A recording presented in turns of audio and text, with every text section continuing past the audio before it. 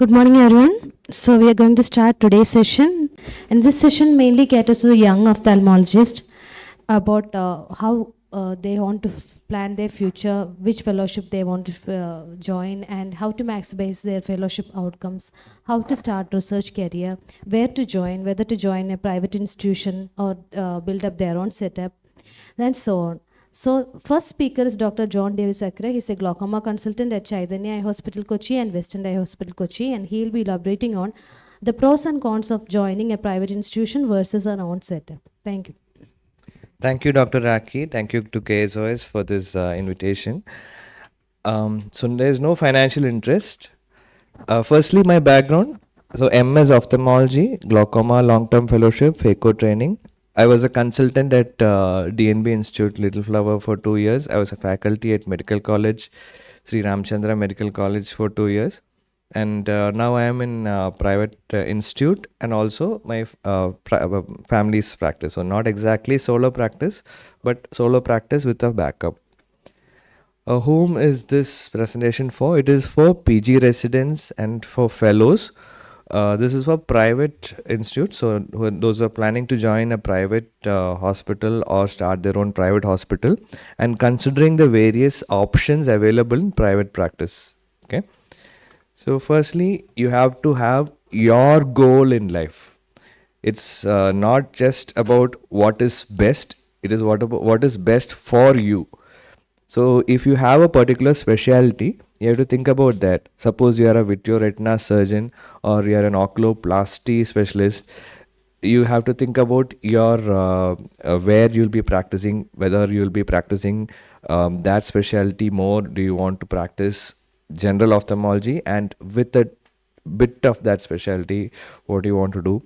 And whether you have to go back to your hometown if you have some commitments there, where you are planning to settle down. If you are looking for some other place to settle down, going to a metro, going to a tier 2, tier 3 city town, whether you are willing to relocate, whether your spouse and children are also willing to relocate, and whether your parents, your spouse, your children, they have some opinions on where to settle down, where do you want to work, how long you need to work. You have to consult your parents, spouse and children as well.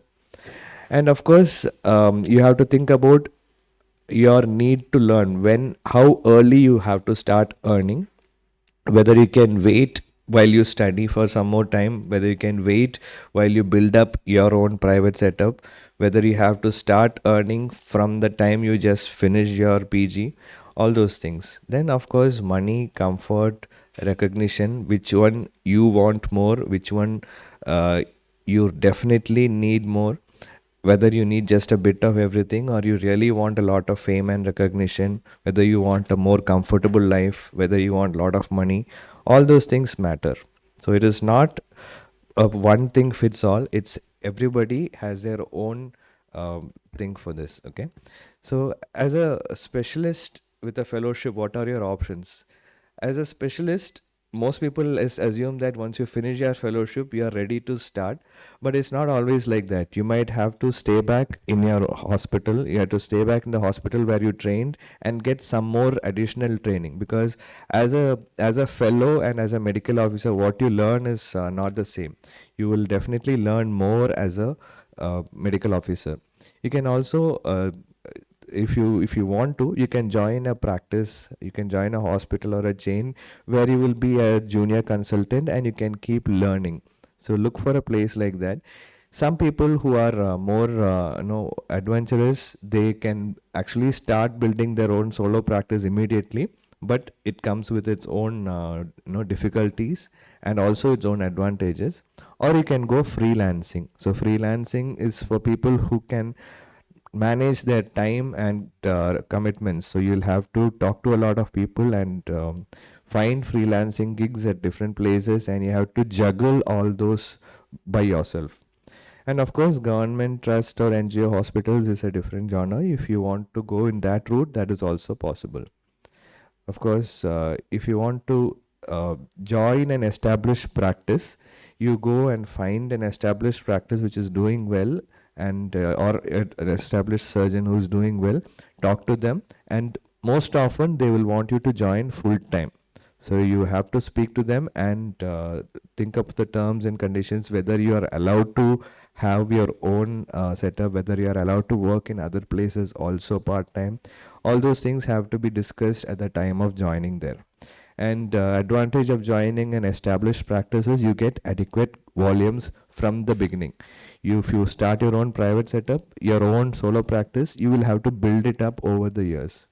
And when joining a private practice, you have a reasonable amount of freedom, but with some restrictions. And if you want to take a break, if you want to take a leave, you have to discuss before joining what are the commitments there. You can typically join without any investment, but some places allow you to buy in to their practice also. So with an investment is also possible. You get a good remuneration by joining a private practice.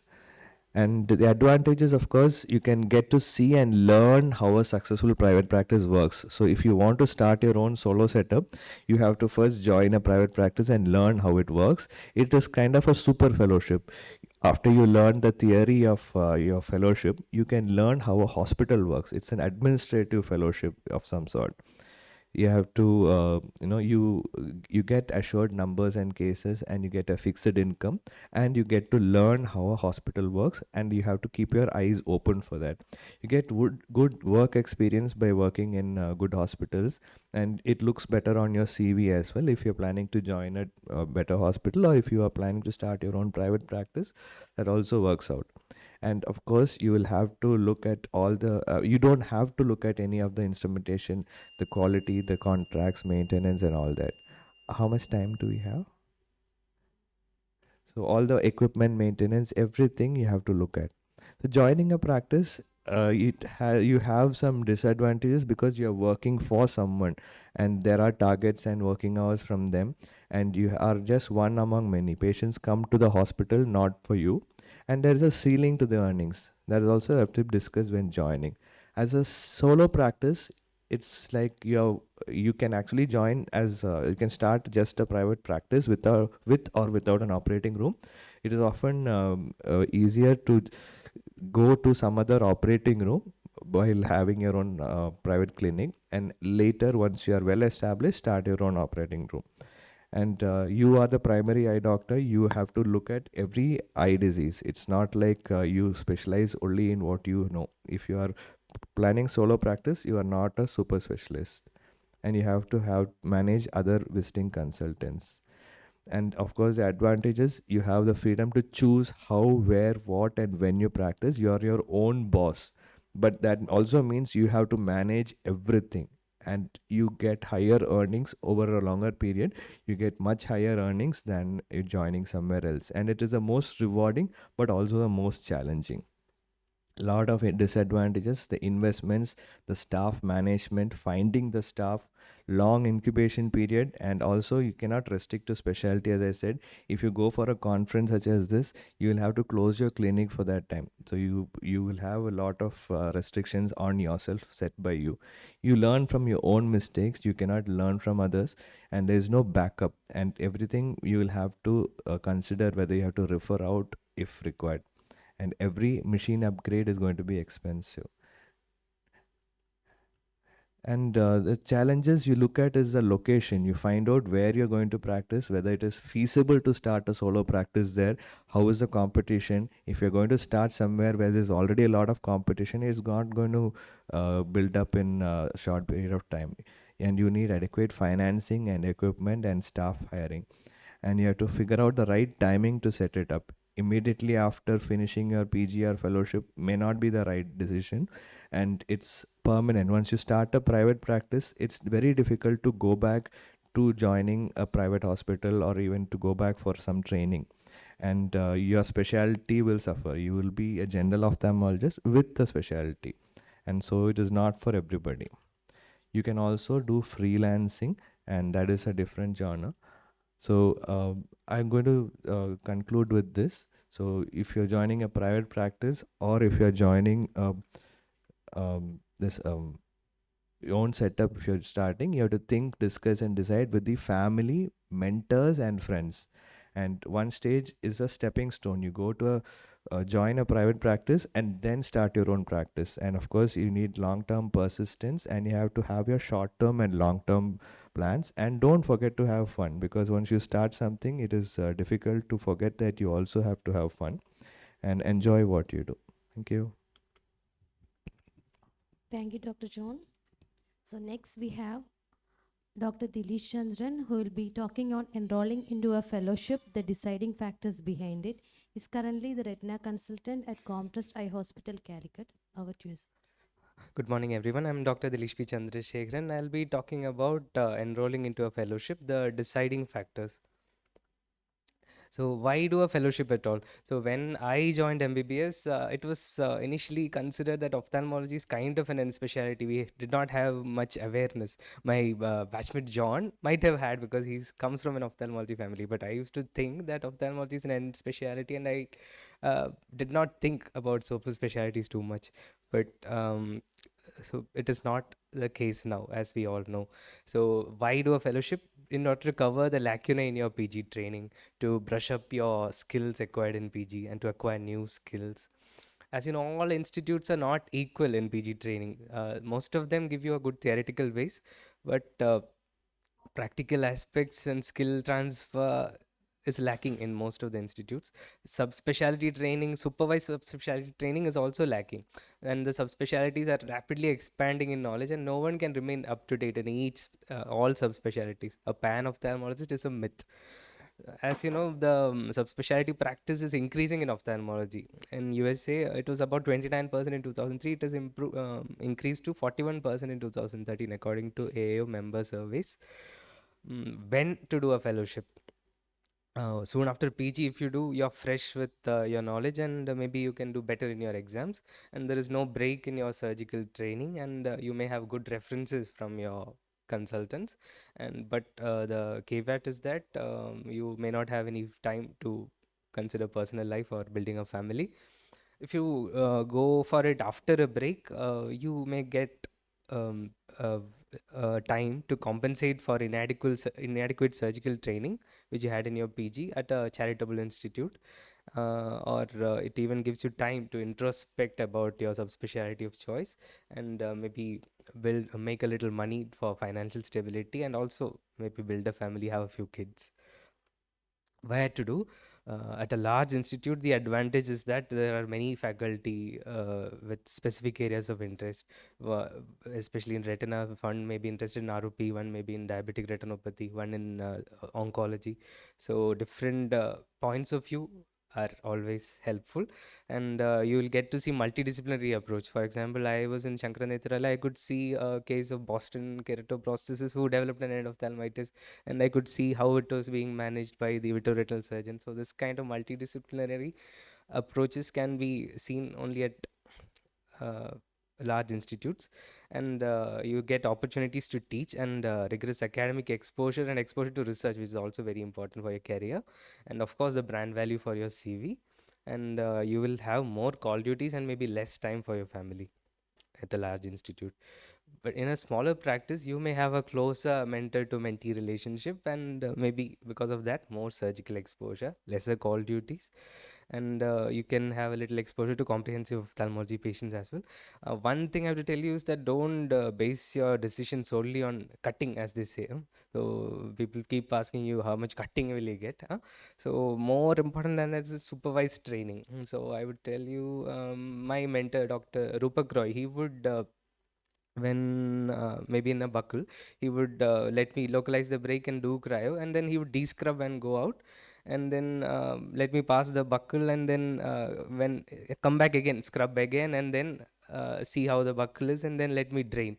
So he scrubs out and in twice for the same case. That kind of mentor commitment is what you need. That kind of supervision is what is more important. I may have done only 2 or 3 entire buckles in my entire fellowship, but this kind of supervised training gives you more confidence. So that is what you have to look for, rather than number of cases. and attend subspecialty. How to decide which subspecialty? Attend subspecialty ICs and video sessions at conferences like this. Watch YouTube videos, webinars, and consider short observerships at an institute of practice. And don't jump into a subspecialty because you are not exposed to it. You don't have retina in your hospital. Don't take retina for your fellowship because you are not exposed.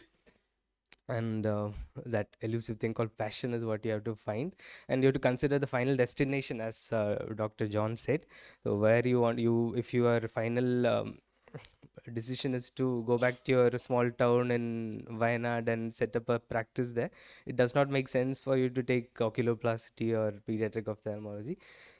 So maybe you should take comprehensive ophthalmology plus a little bit of medical retina or something on the sides.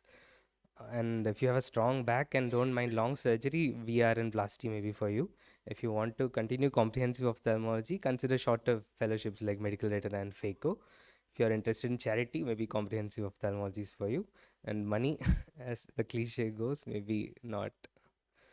And while preparing, you have to prepare a good CV without any mistakes, especially spelling mistakes. And you have to you have to be up to date about the recent advances in the subspecialty. That's what they always ask in fellowship interviews. And check out the recent publications from the institute you're going an interview for, and reach out to recent fellows. And general instructions like well groomed and everything, that goes without saying.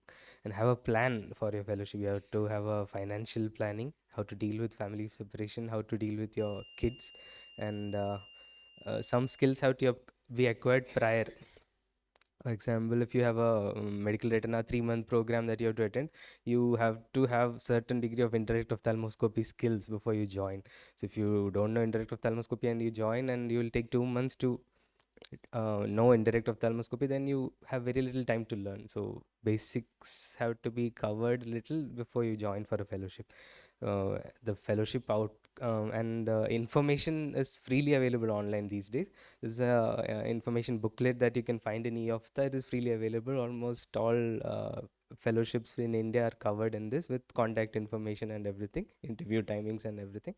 And if you join Young Ophthalmology Society of India, you also have access to YOC Fellowship Help Desk, who will guide you, give you information and guide you in choosing your fellowship. Thank you. Thank you, Dr. Dilesh, for that extensive talk on all the options for a fellowship.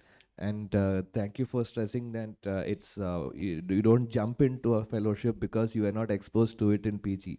You have to find your passion. Because many times, many people, they just say, okay, in PG I have been exposed to all of these, and then, okay, maybe vitreoretina surgery, but it's a different world. So you have to experience everything. You can maybe observe some specialist before you join a fellowship. No, that's a good idea. Thank you, Dilesh. Thank you.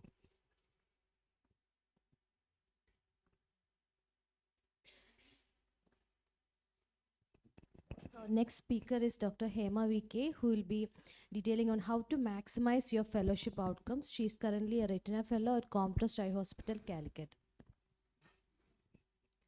Good morning, everyone. My topic of today's presentation is how to maximize your fellowship. I myself feel that I'm too naive for this topic, but let me discuss some of my plans and what I have seen when I did my DNB, the other fellows are doing. So, super fellow is a myth who has a clinical skill, surgical skill, academic and research excellence, and some knowledge in administration. But can we reach the? Yes, as we do for all cases, we have to observe, listen, and reflect. So before joining a fellowship, you should know the fellowship program. Many of the Prime Institute have a well-structured program. They consist of mainly a general period, usually 3 to 6 months, and a peripheral posting and a department posting.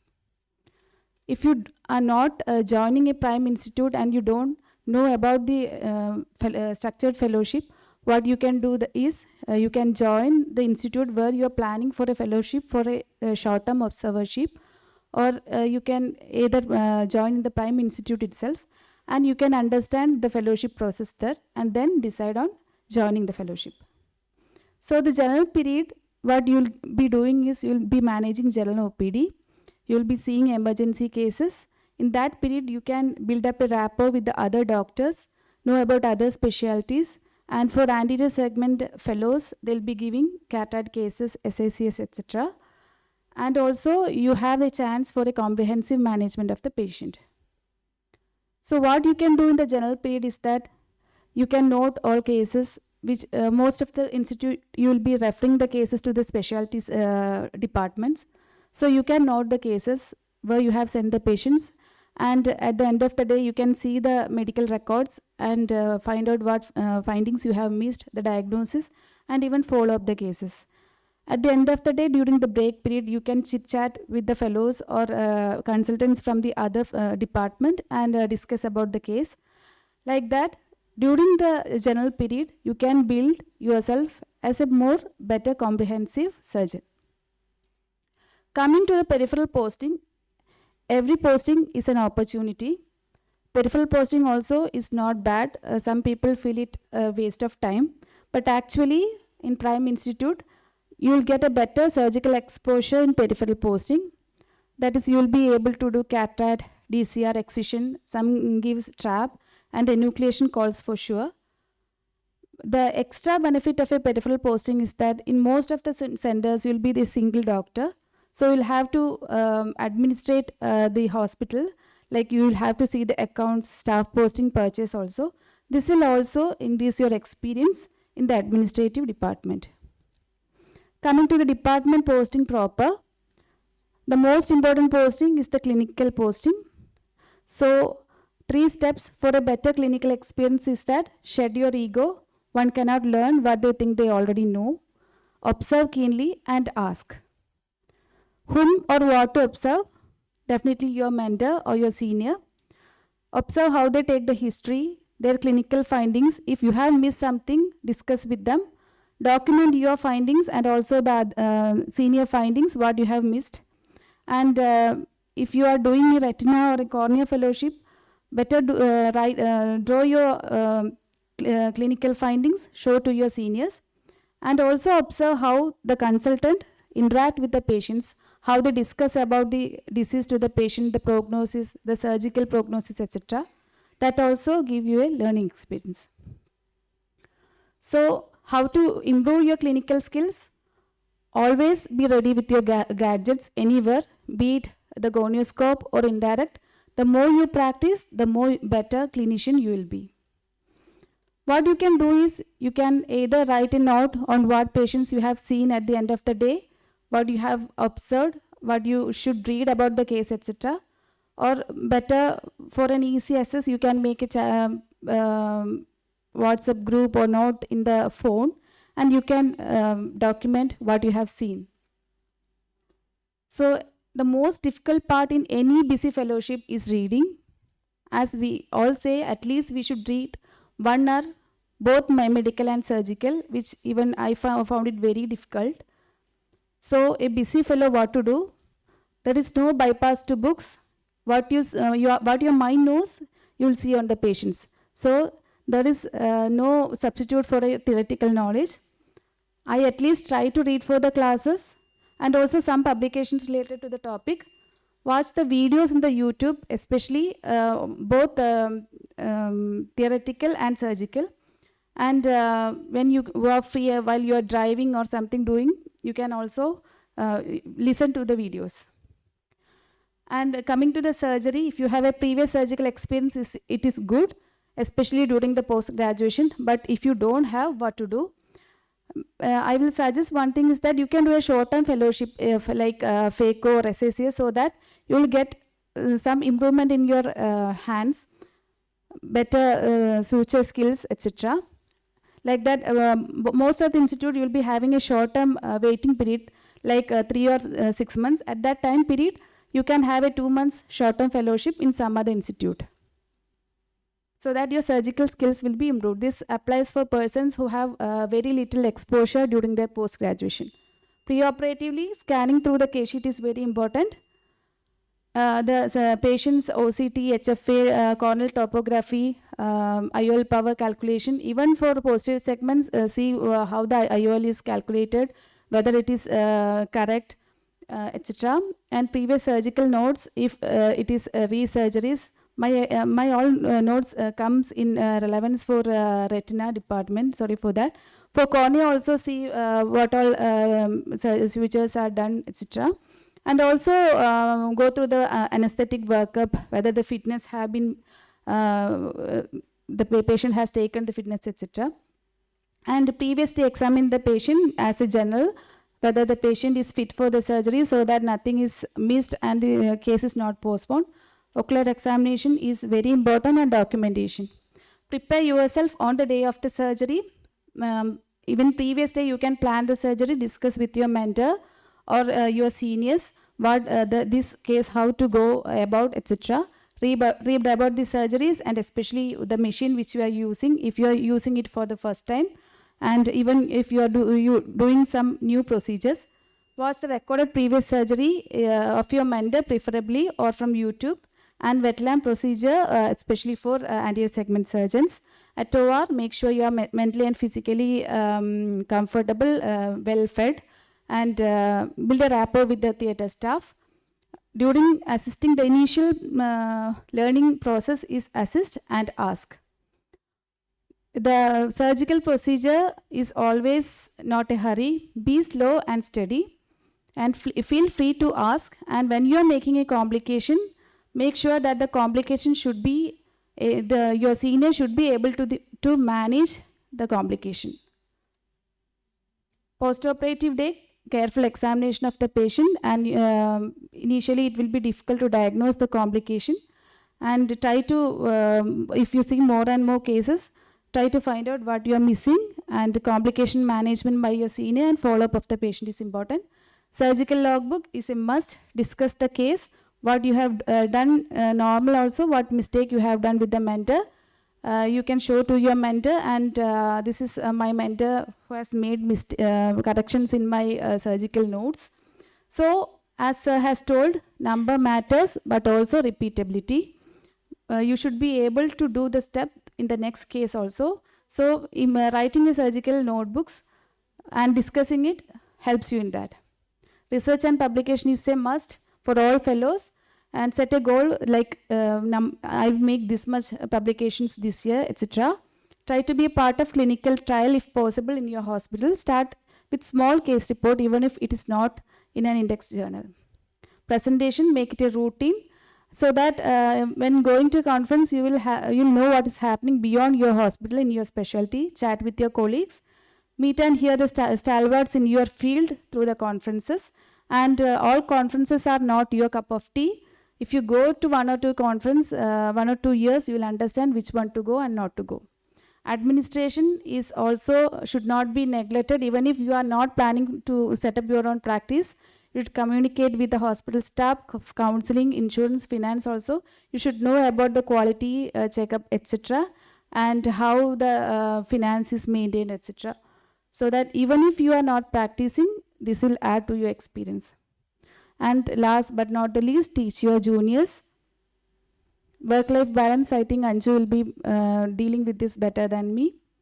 So fellowship is a period of commitment and sacrifice. Observe everything, absorb good, be prepared, be kind, and share your knowledge. Enjoy the process. Thank you. Thank you, Dr. Hema, for that inspiring talk on how to maximize your fellowship. Many times we just think that you just join a fellowship and that's over. But no, every person who joins a fellowship, their experience is different.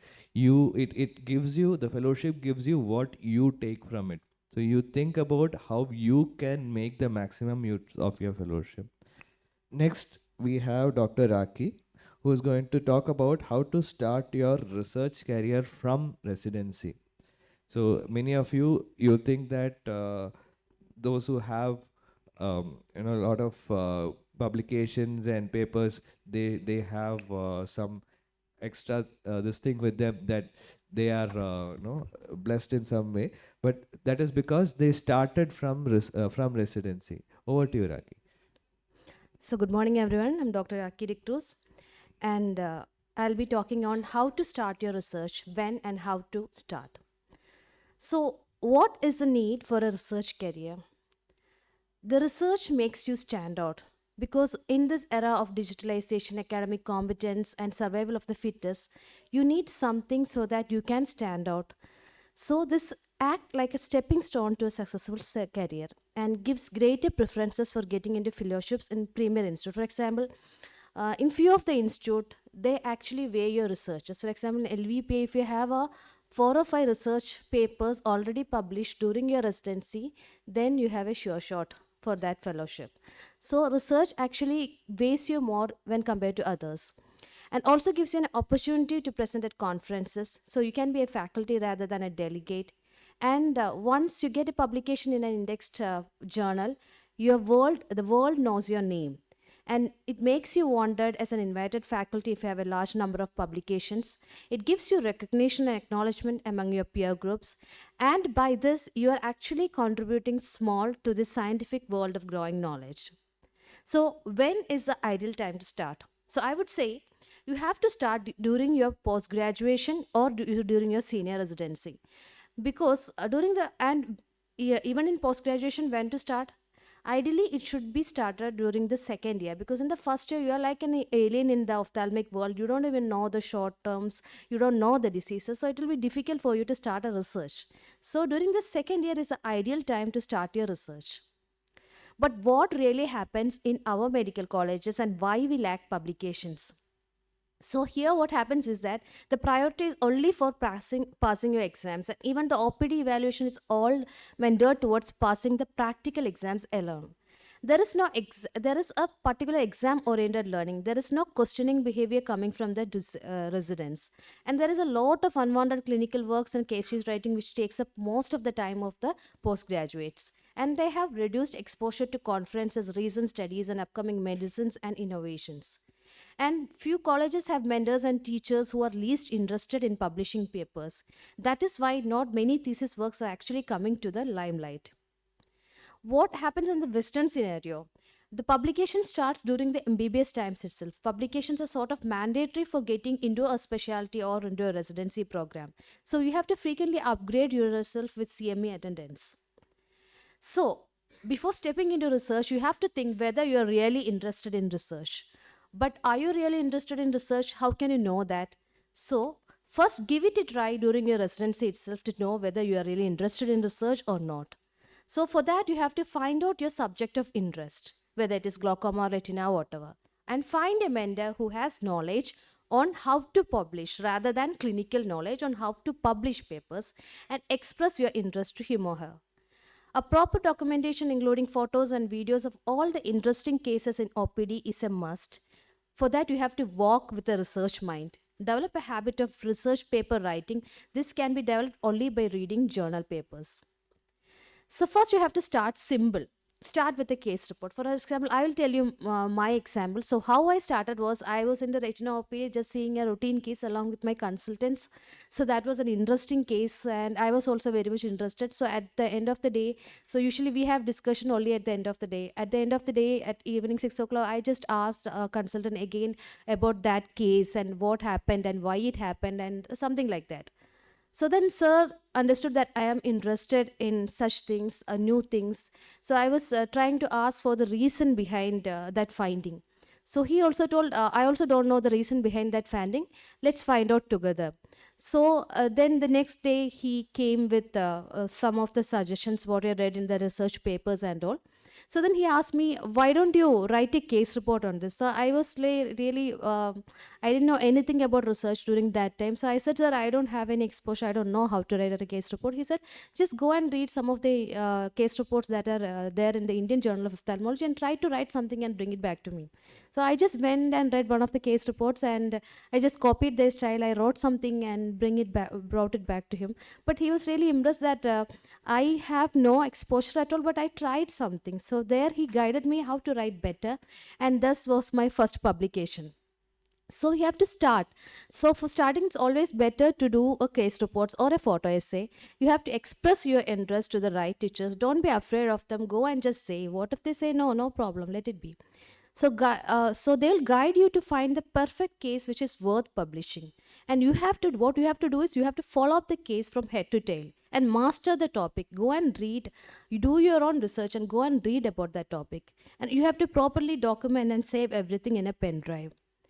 And then before writing, what you have to do is go and read similar case reports. For example, if it is a case of a CSR, something different in CSR, go and put the keywords of central serous retinopathy into PubMed and search all the case reports, recent ones.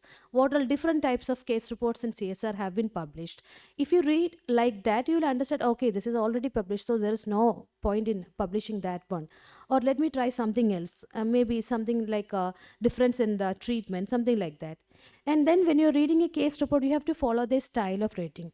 Case reports are simply very easy. So for starts, you have to start with a introduction, a very short introduction.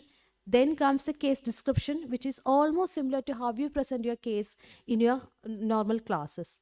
Then comes a discussion, which is a main part. What you have to do in the discussion is that you have to tell about what was new in your case or what was different in your case from the other published cases, and just discuss on what are the recent published cases in the same scenario. That's it.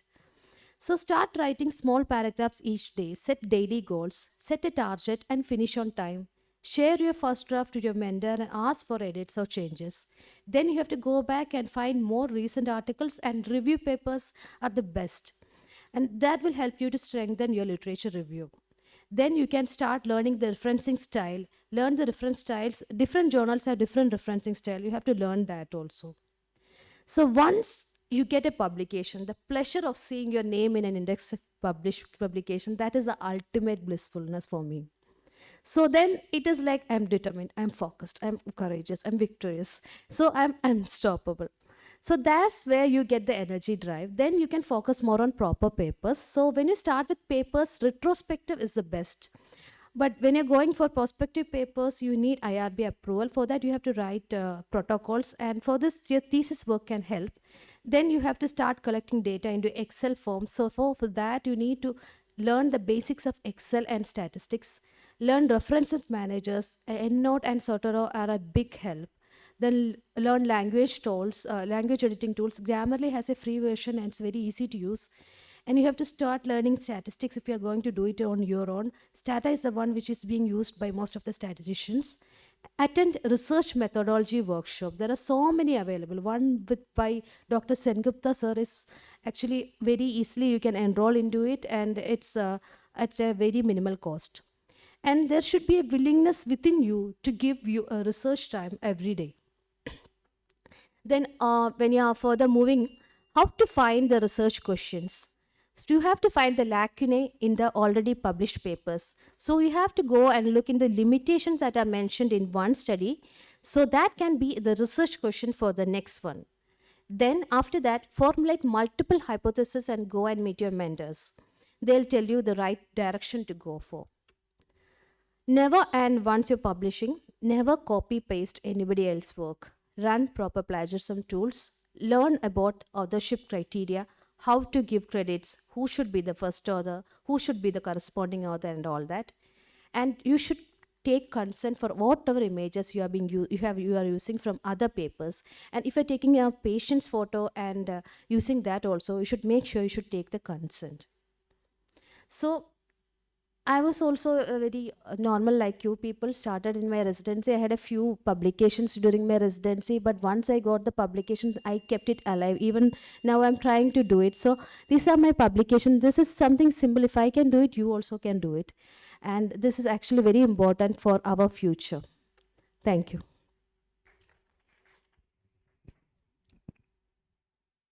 Thank you, Raki, for that extensive talk. And I think all postgraduates, please note that it is never too late to start.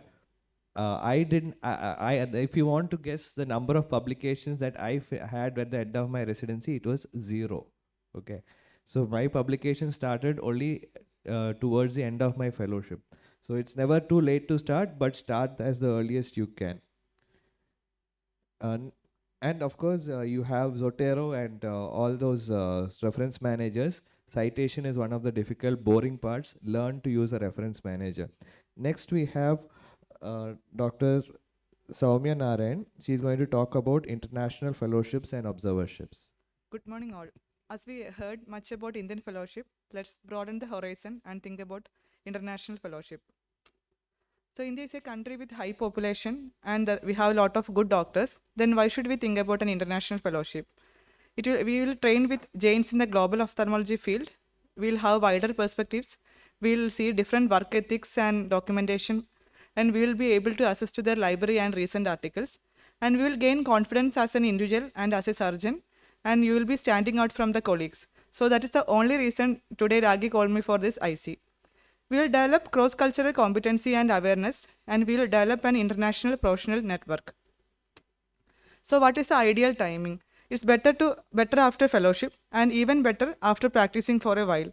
So we know what we lack, what the extra skills we want, and what is the need at our workplace.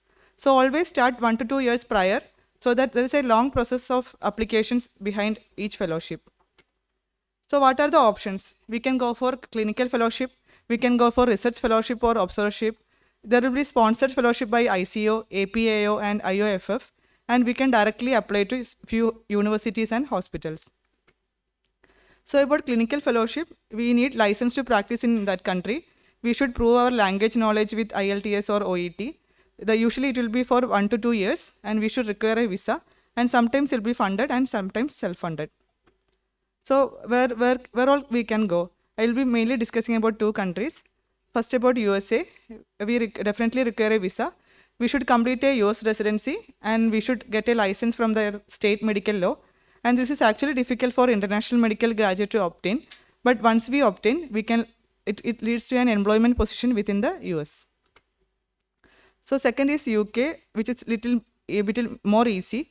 We can see the list of fellowships in the NSS job site, and we should require a GMC registration. For that, we should have we have to prove our English proficiency with IELTS or OET, and we need proof of clinical knowledge like PLAB, USMLE, or Royal College exams like MRCS and FRCS. If you don't have that exams also, we can go through a dual sponsorship program that is known as the Medical Training Initiative. We should require certificates of sponsorship from mentors in India and from a mentor in UK or through Royal College. This will, with this we can go for up to 24 months. So next one is the observership. There won't be any hands-on, so there is no need of any local residency program, but we require our personal finance support. Sometimes there will be a fee. It is readily available and accessible, and usually it will last for weeks to months. So we can directly apply to the hospitals where we want. So next is the ICO sponsored fellowship, which is a way between observership and a clinical fellowship. And this will bypass many of the hurdles like English proficiency exam.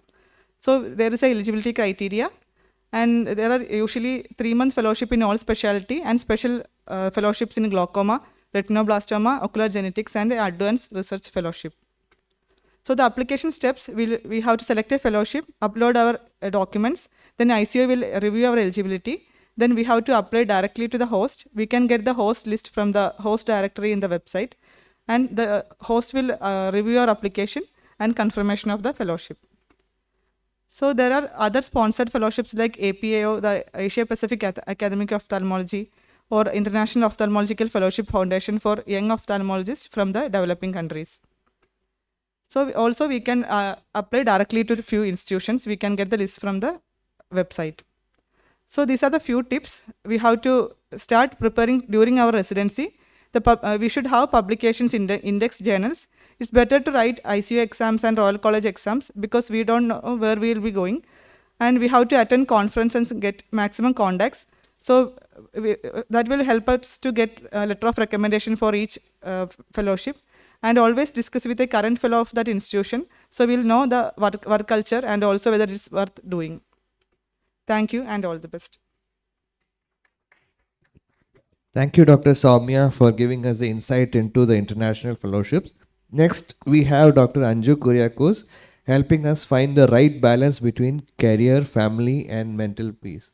She is a consultant retina at Chaitanya Hospital and Western Eye Hospital, Cochin. Good morning, everyone. So amidst of all this, all the speakers spoke before me.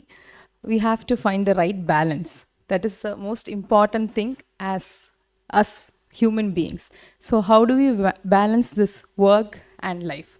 I'm going to talk about that. So work-life balance involves so many things, includes friends, career, health, and family. So the actual point is there is no perfect work-life balance. What works for you will never work for me. So the key is not to prioritize what's on your schedule, but to prioritize your priorities.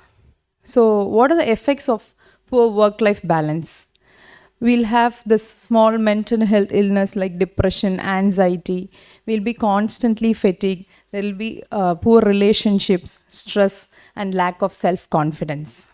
So these are the issues it comes to when it comes to this work-life balance. Time management, managing the burnout or the stress, managing the family and relationship together, and when to retire. So for us doctors, if we even suffer from any mental health problem, 2/3 of the doctors, they don't want others to know because of the self stigma. So what are the early symptoms? We will think only this maniac, a paranoid, or the mental health illness. No, feeling sad, concentration problem, anger management issues, sleeping problem, extreme mood swings, all these are symptoms of early mental health illness. So as a doctor, we have gone through so many things from PG till becoming a consultant around 30-35 years. After that, it is a monotonous life. Either it is a private practice or institution practice. It's a monotonous life till 40-50. After that, boredom sets in. What do you do next? So that will be the question. So a human has a human function curve. So when your stress level is less, your performance is high. You will have, after a point, after you come out of your comfort zone, the fatigue will set in and the intended performance will be, actual performance will be very less compared to the intended performance. After that, slowly the performance will slow down to exhaustion, ill health. After a point, it will be breakdown. You don't want to do anything in ophthalmology after a point. So if we maintain a right balance, it will be good that you can work till you want to work. So the thing is that there is when the stress level is low, you will have no motivation. When you are in your comfort zone, you will have the right motivation, you will have the good performance. After the good productive performance, you will be stressed to do more. So it will be irritable, you will become irritable, monotonous life with anxious and anger. After that, it's burnout. You don't want to do anything more. So what is this burnout? I'm talking about burnout, stress. What is this? It is a state of emotional, physical, and mental exhaustion caused by prolonged stress, prolonged and excessive stress. So what are the signs of burnout? Do we all have gone through that? It is loss of motivation, feeling irritable, unable to sleep, frequent headaches, struggle with self-doubt. So what are the tips to overcome this burnout? Take a break. Get sleep, exercise, get off this electronics, do what you like, find your hobbies, reach out to the closest to you, go out with friends, get organized, clean, eat healthy. These are the simple things we can do, but we are not doing it. So time is our most valuable commodity. So we have to prioritize our things into these 4 categories. First is urgent and important. Second is important but not so urgent. Third is urgent but not important. Fourth is not important, not urgent, leave it. So time management, especially for working mothers, time management, get a planner. Stick to your plan. Learn to say no. No means no, that's all. You know what is your priority. And reward yourself. Take a break. Reward yourself. So restoring the balance at home. So after all this work, you come back to your kids. That for them, you are the world. So don't use technology 24/7. Share responsibilities. Learn to say no. Stay connected with family and friends. Look into your hospital's employment assistance programs. Exercise regularly. Eat right and get adequate sleep. Allow for fun and relaxation in life. So next is, after all this, when do we want to retire and how to know when to retire? So some things to be kept in mind before retirement. What is your retirement plan? So first thing is get rid of all your debts. Protect your emergency fund. So we don't know what life is going to bring us. So you should have a retirement budget. Examine your cash flow. If you stop working also, do we have any access to the cash? Develop a withdrawal strategy. Minimize your taxes and oversee the estate planning. So work life balance includes not only this work and family, it includes self. You have to take care of yourself.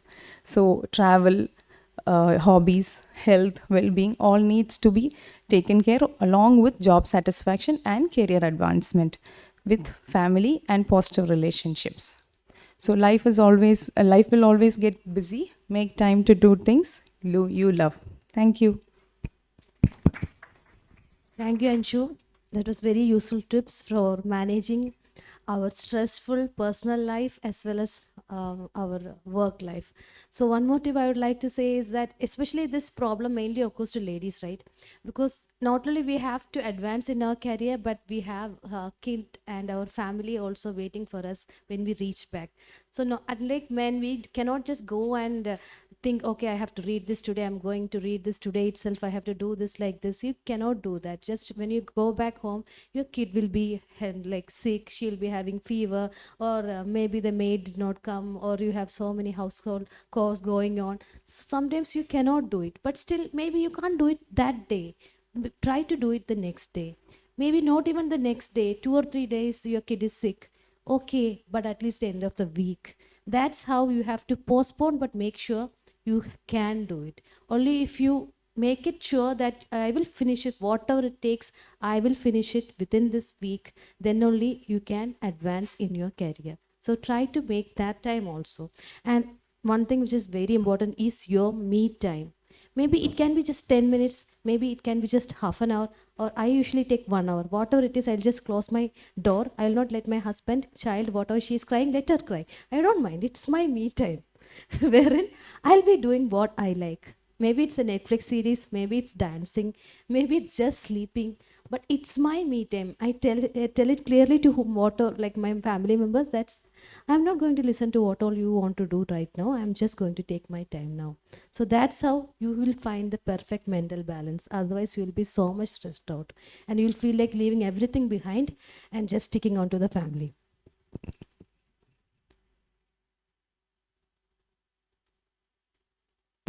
So let's have a group photo together.